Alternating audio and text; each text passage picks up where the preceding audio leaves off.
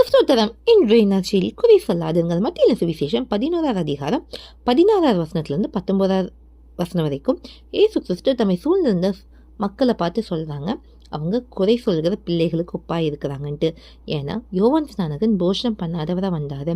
அப்போ அந்த ஜனங்கள் என்ன தெரியுமா சொன்னாங்க? அவன் பிசாசு பிடித்து இருக்கிறவன் சொன்னாங்க. ஏசு கிறிஸ்து போஷணபானம் பண்ணுகிறவராக வந்தார். அதற்கு என்ன சொல்றாங்க? போஷண பிரினும் மதுபான பிரினுமான மனுஷன் ஆயக்காரருக்கும் பாவிகளுக்கும் ஸ்நேகிதன்ட்டு. இன்னைக்கு நீங்க எப்படி இருக்கீங்க? மற்றவங்க நின்னாலும் குத்தம், உட்கார்ந்தாலும் குத்தம்னு சொல்றீங்களா? அது கர்த்தருக்கு பிரியம் இல்லை. நம்ம குறை சொல்லுகிற பிள்ளைகளாக இருக்கக்கூடாது.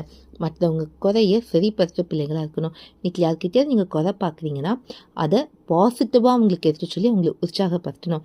ஏன்னா எல்லா மக்களுக்குள்ளேயும் பாசிட்டிவ் இருக்கும். அந்த நற்காரியங்களை சொல்லி அவங்கள உற்சாகப்படுத்தும் போது நம்ம தேவனுடைய பிள்ளைன்னு சாட்சி பெறும், தேவநாமம் மகிமைப்படும். இதுவே இன்றைய நற்செய்தி. குறை சொல்லாதிருங்கள். தேவனுக்கு மகிமை உண்டாகட்டும்.